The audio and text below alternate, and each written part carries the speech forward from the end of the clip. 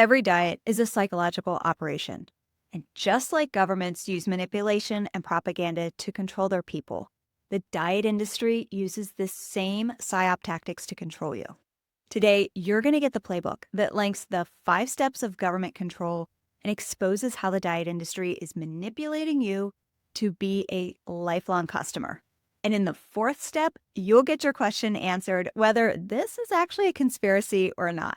You will also get your own playbook on how to spot these 5 steps so you can stop falling for them and finally take back control over your weight and your health. I'm Holly Bertone. I lost 20 pounds in my 50s without dieting, and that was after 40 years of battling the weight gain roller coaster. And I did this by leveraging what I learned about human psychology and patterns as the FBI's chief of staff for counterintelligence. The first step in the playbook is to create a false sense of safety. Notice how I said false sense of safety. This is going to help you to feel content, which means you're less likely to challenge the status quo and take any kind of action to change. Now, here's where this gets a little wonky. Our brain does not define safe the same way we think of what safe actually is. So safety for our brain, it means that we go with what we know. We go with what's comfortable. We go with what's familiar. So if your brain is perceiving something as different, then that's not safe. So for example, if someone grew up with a lot of chaos or a lot of abuse in the house, that kind of environment is actually safe, and I say safe in quotes, to them, even if most people would think completely otherwise.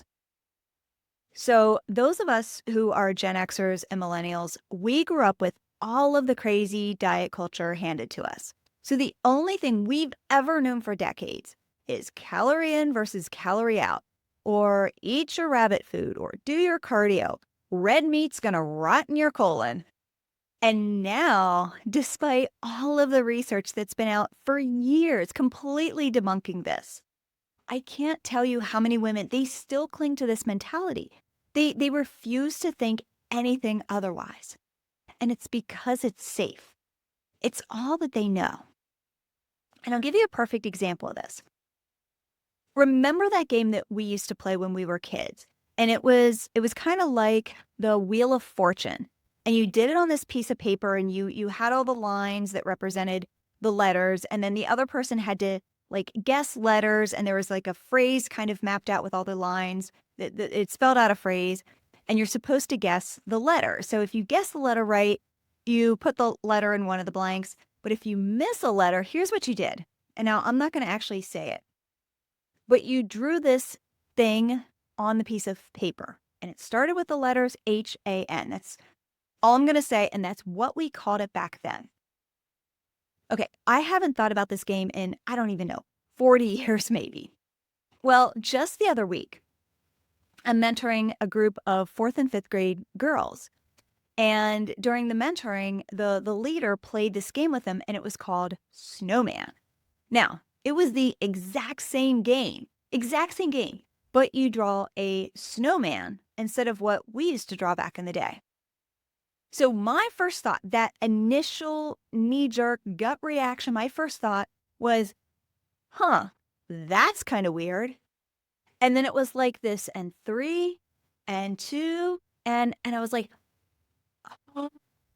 what we used to do, what we used to call it, was just wrong on so many different levels, and especially for children.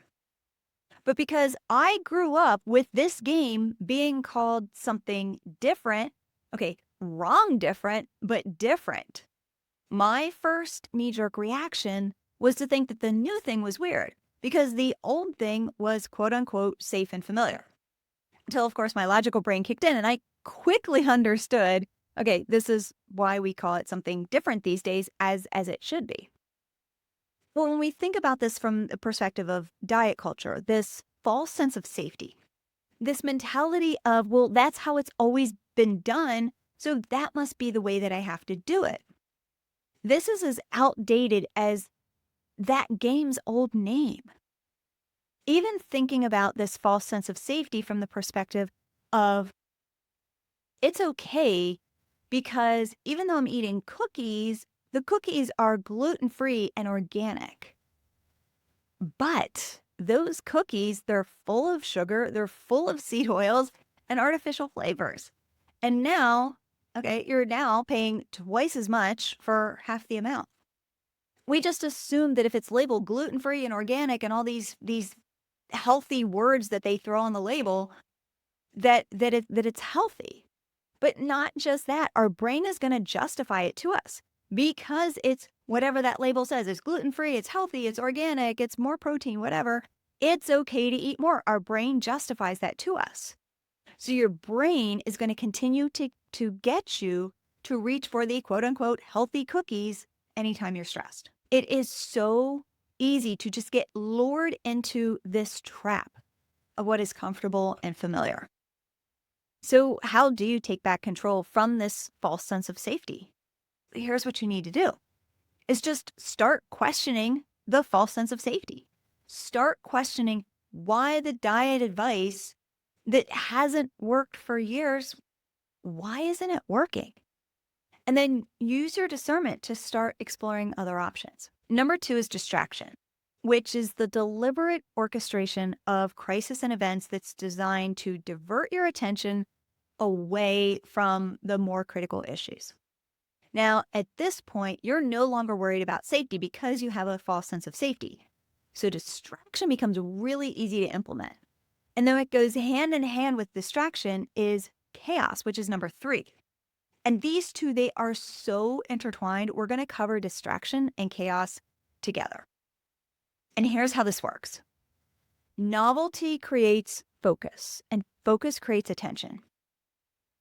That distraction is something new, and it's going to divert your focus and attention. So you're going to immediately react to what you see or what you hear. This is the limbic system in our brain keeping us safe. So you can think back to our ancestor days, and you're out in the woods, and everything is really quiet. And you hear a twig crack. And that means there's an animal nearby, which means you're either getting food for yourself or you're about to be dinner for something else. But regardless, you're paying attention. You're now firing on all cylinders because both situations are about survival. Back when I was at the FBI, we did some work in Los Angeles, and it was October. Well, the entire team, we took an evening just for fun. And we went to Knott's Berry Farm, which they had this whole Halloween theme thing going on. And they actually kind of renamed it to Knott's Scary Farm. So we're getting ready to walk into the first haunted house. And my boss gathers us all around for a briefing. And he's like, okay, I don't know how many of you know how this works. So here's the playbook.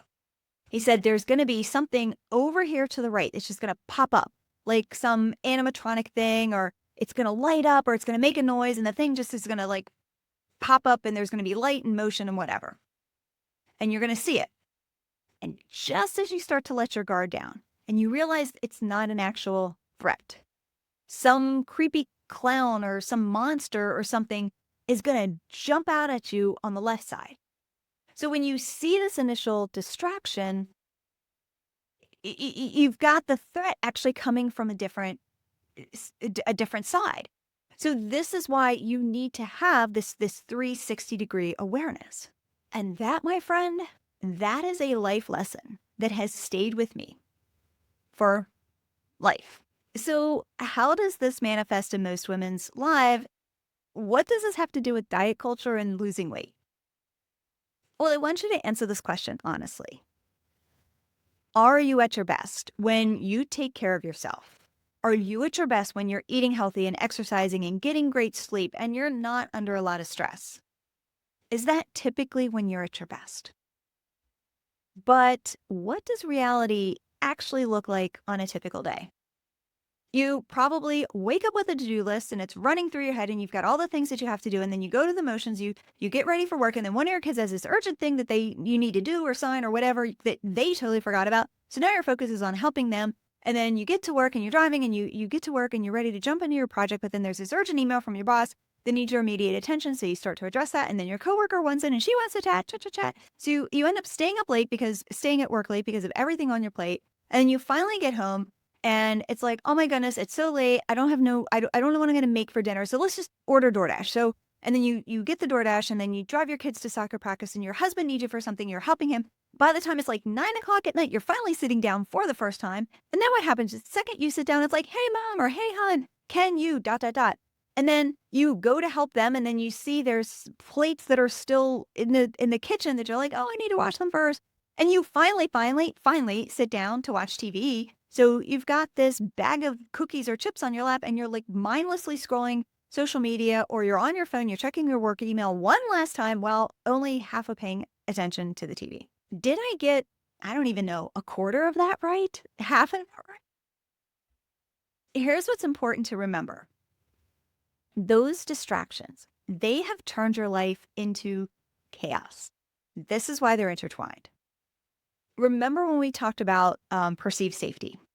So your brain now thinks this is normal. This is your daily life, and this is normal. And because your brain loves dopamine, every distraction is something new. It's like your phone, pinging that there's a new message. You're like, oh, new message. Oh, new message. Every single time you get distracted, your brain's giving you that dopamine hit. Oh, there's something I have to address. Oh, there's something I have to address. So you aren't just surviving in chaos now. This isn't just, this is how life is. You're actually starting to become addicted to it. And let me ask you this, and I want you to be really honest with yourself. If you were given a day with nothing to do, your knee-jerk response would be like, oh my goodness, I would pray for that. I would love that. Please, please, please give it to me. But in reality, you would probably go absolutely stir crazy. You would probably start looking for things to do. You would feel this compulsive need to be productive because it is really, really difficult to just come down from this adrenaline junkie kind of lifestyle. When you are distracted, when your attention is diverted, when you are living in chaos, you no longer have control. And you might be thinking, yeah, but Holly, you don't understand my life. You don't understand that if I don't do it, no one else is going to do it. Congratulations, my friend. You have officially trained everyone in your life that you have zero boundaries and that it's okay to walk all over you because you don't care about standing up for yourself. And I'm not saying this to be mean. I am saying this as someone who completely lost myself for years to my job and to my family. And when I lost myself, I didn't take care of myself. And when I didn't take care of myself, my health crumbled. And then my weight just skyrocketed. All because I was too distracted to notice that I was completely neglecting myself, my health, my boundaries, my sanity. I was constantly distracted. And I was living in absolute chaos that I created. And I paid the price. Here's where this gets worse.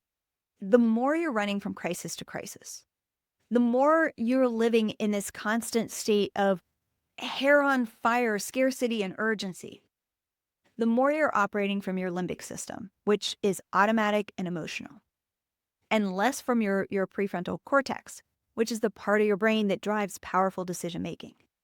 So when your prefrontal cortex, when that isn't firing on all cylinders, you're making emotional decisions instead of logical decisions. And when you're making emotional decisions, are you more likely or less likely to reach for comfort food? Are you more or less likely to overeat? Are you more or less likely to go to the gym and work out? So I want you to think about it like this. The fact that everyone needs you, is that truth? Or is that a narrative? Meaning, is the truth that you actually are the only human being on the planet who can do the thing that they're asking you to do? Or is it the narrative that you accepted? So can this thing be delegated or deleted? You see, as a part of our limbic system wiring for survival, we need other people to survive. Humans would rather be wrong with a group of people than to be right by themselves. And this is basic survival. And that's why it is so easy for a woman to just completely lose herself to her family and or her job and put herself at the absolute bottom of the priority list. So she's never going to take care of herself or her health. And it never ends well when a woman reads from this people-pleasing, burned-out wife, mother, career woman, martyr narrative. And hello, I am living proof of that. So how do you take back control? Here's exactly what you need to do. Novelty creates focus, and focus is attention. So when those lights are flashing over here on the right, turn your head and prepare for the creepy clown on the left. Become aware of those daily constant cries for attention that are keeping you distracted. And then come up with a game plan to create your boundaries, to stand your ground, to delegate or delete. And by now you might be thinking, okay, Holly, I can relate to everything you just shared, but I'm missing how this connects back to diet culture and being this PSYOP. And if you're thinking that, congratulations, because you're a smart cookie. This is exactly where we're going to go next. Number 4 is control. And here's what I want to make sure that you understand loud and clear. I am not saying this as some kind of conspiracy. Correlation is not causation. I'm not saying that big food and the diet companies are purposely creating a coordinated plot where they are taking you through this playbook. What I am saying is that big food, the diet industry, and yep, you know what? We'll throw big pharma in there as well. They are money driven. That's all that they care about. They are going to stop at no ends to make sure that the American public stays hooked on junk food. The American public is overweight, and the American public is dependent on multiple medications for the rest of their lives. And here's where control kicks in. Because right now, you're at a place where your attention is divided, your world is chaos, and you want out. You're like, I need something to change. You are begging for a solution to get handed to you. So what are your options? You can eat healthier and go to the gym. You can go on a diet. You can take a GLP-1. Those are the most popular options to lose weight. But here's the problem, is that these solutions belong to those companies. And these are the same companies that want you to be dependent on their products for life. So the solution, the control, it's actually theirs. It's not yours. Follow my logic here, because there's 5 specific ways they're doing this. Number 1 is product design. So foods are engineered specifically with salt and sugar and fat and texture and chemicals because these companies want their foods to hit this pleasure sweet spot that's going to maximize this eating bliss, that's going to maximize that dopamine response. That's why you think you're going to tear open a 100-calorie pack of Snackwell cookies and you're like, oh, I'm being good. I'm only eating 100 calories. But you end up eating the entire box instead. I don't know, maybe that was just me. Or in my case also, that's what I thought. I could make a pint of ice cream last over an entire weekend. But I ended up eating 3 pints of ice cream in 3 days. Every single weekend. It was like clockwork. Number 2 is marketing. You knew I was going here. You've got ads, you've got influencers, you've even got the packaging. We talked about that a little bit. You think you're eating something healthier because it's marketed as gluten-free or organic or vegan or high protein. But the majority of it is still ultra-processed junk food. And you're getting half the volume for twice the price. So in other words, diet culture, it's telling you to buy their ultra-processed snacks because they're low-calorie or organic or gluten-free or vegan or high protein, whatever. But these snacks are filled with sugar alternatives and chemicals that are purposely designed to not make you feel full and to keep your brain hooked on how good it tastes. So you're going to eat more of it and you're going to buy more of it. And then you're not actually losing weight, but oh, you feel good about yourself because you're quote unquote eating healthy. And don't even get me started on how they market this crap to kids. Because if they can get a child hooked on junk food, that kid is going to be dependent for the rest of their life. Number 3 is pricing and subsidies. Traditional junk food is really cheap because of economic policies, because of supply chains, and because the ingredients that they use. And let's be real, a box of cereal in the morning will last, and it's cheaper than pretty much any other alternative out there. So we go with this short-term value over the long-term consequences. 2 more. Number 4, you've got portion architecture. Hello, Costco. These bigger sizes and the value sizes and the bigger packages, because we don't portion our food.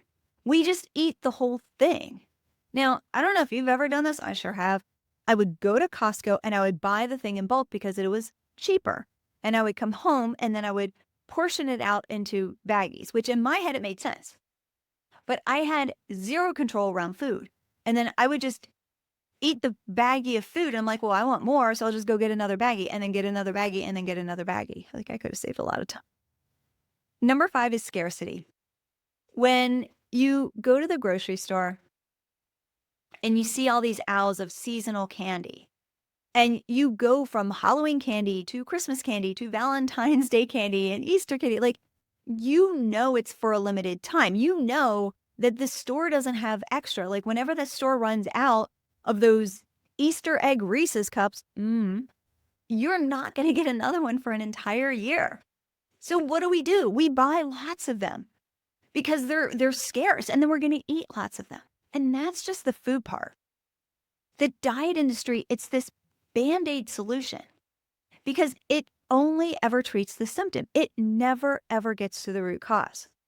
So you quit the diet, you go back to the junk food, you get frustrated, you go back to the diet, and then everyone is making money and everyone is winning. And you're over here, I'm like, I'm just gaining more and more weight every year. I want you to think about something. And I mean this sincerely. Who profits if you do not change? What are the products, the junk food, the fast food, the diet products, the medications that you are going to continue to use because nothing changes? I want you to make a list of these products and companies. Maybe it's Panera or Breyer's Ice Cream or Coca-Cola or Ozempic. What are the products and companies on your list if nothing changes?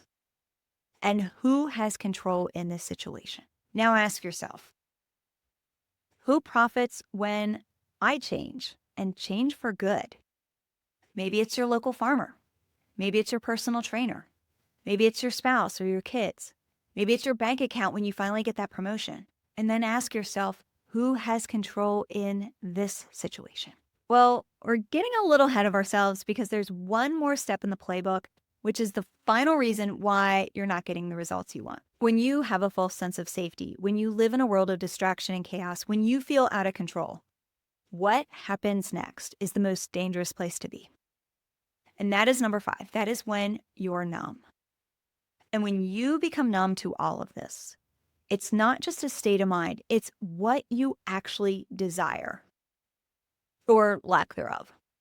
So instead of your brain seeking out this dopamine hit of chaos, your brain wants you to zone out. Have you ever witnessed a woman who was just so overloaded that she just was like, I'm done?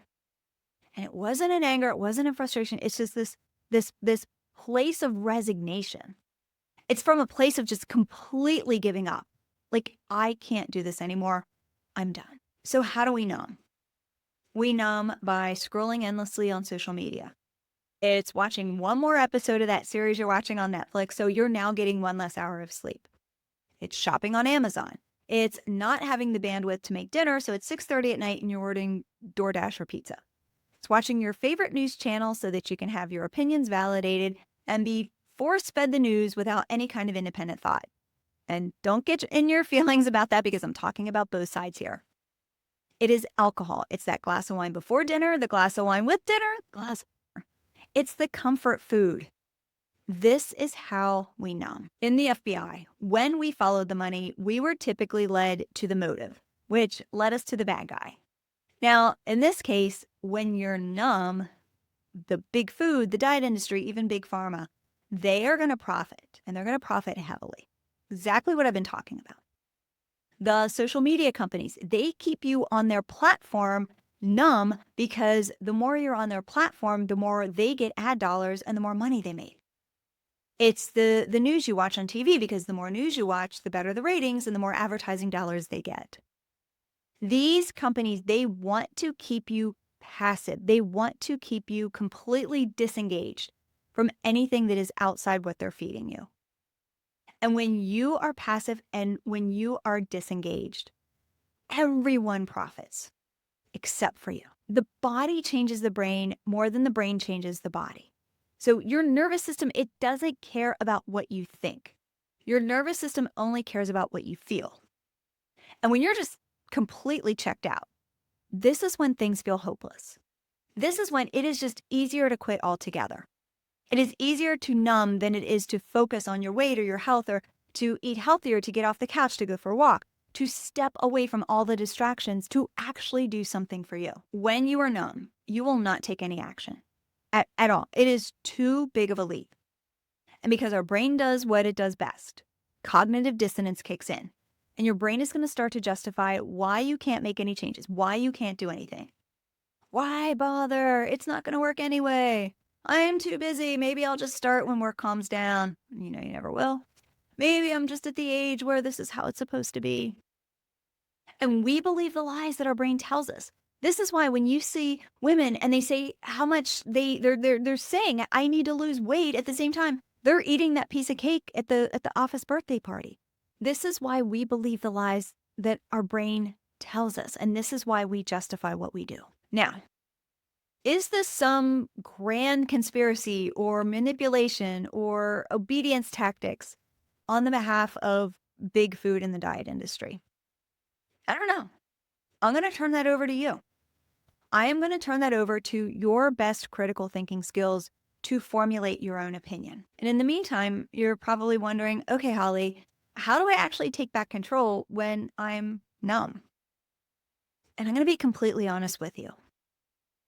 It's much easier to take back control when you're experiencing the first four: the false safety, the distraction, the chaos, and the control. I was numb for years. And I came out of it. So yes, it is possible. But I will tell you from my own experience, when you are numb, it is a lot harder to get out when you are in so deep. It's a lot harder to just start making progress. And then it's a lot harder to make it sustainable. My recommendation is to recognize where you're currently at and start making changes today. So let's talk about that. The 3-step process that I teach my students inside the Break Emotional Eating Accelerator, the 3 steps, it's see it, stop it, shift it. And you can use the same philosophy and those same 3 steps here. So number 1, you're going to keep your eyes wide open and you're going to observe. Just be aware. Just notice what's going on. What is being said? How are you feeling? How are you reacting? Does this read like a PSYOP? Is it creating a false sense of safety? Is it distracting me? Is it creating chaos? Who has control? Ask yourself, who profits if I fail? Check the evidence. Who funded the study? Are you getting just a clip and a soundbite and being forced to take that as a narrative? Or are you actually getting the entire picture? What's the long-term plan if I implement this? Those are just a few questions you can ask yourself. Number 2, stop the behavior in its tracks. As the famous quote goes, insanity is continuing to do the same thing and expect different results. So what are your other options? Or how can you maintain your boundaries? How can you delegate? How can you delete? And then number 3, try something new. Don't be afraid to question the status quo. Don't be afraid to question what you've been spoon-fed for decades. Don't be afraid to try something new to change things up. What I teach my students and my clients to do is to have that level of discernment and that level of critical thinking when it comes to their weight and their health. I tell them I don't want them listening to me. I want them listening to their own bodies. I want them to learn how to tune in for what is best for them. You, my friend, you are the only person on the planet who knows you best. You have this sense and this intuition. But the playbook, the false sense of safety, the distraction, the chaos, the control, the numbing, the playbook is so loud that you're just completely tuning your own self out. So it's time to start learning how to quiet those outside voices and start actually listening to yourself again. And I'm not talking about the internal voices that are telling you you can't do this, not those internal voices. I'm talking about listening to the internal voices that are telling you that you can do it. The voices that are telling you you are good enough. The voices that are telling you that you are valued. If you feel like you've been struggling with zero progress with your diet, if you've been nodding your head as you're listening to this episode, you might be interested in the weight loss starter kit, which will walk you through the 4-step process to help you to start experiencing your weight loss journey from a different perspective. One that's brain-based and one that's going to create permanent change. I'm going to leave a link in the show notes. You can also hit me up on Instagram at holly.bertone, Bertone. DM me the word start, and I'll get it sent right over to you. You have your playbook of how the diet industry has been holding you back. Number 1, create a false sense of safety. Number 2, distraction. Number 3, chaos. Number 4, control. And then number 5, numb. And now you also have your own playbook on how you can take back control. Let me know in the comments what specifically in this episode really gave you that gut check. Or hit me up on Instagram. Again, it's at holly.bertone, Bertone. And say hello and let me know, because I always love a chance to cheer for your success. So thanks for tuning in. I'm Holly Bertone, your emotional eating profiler and coach. And this is Weight Loss Forensics.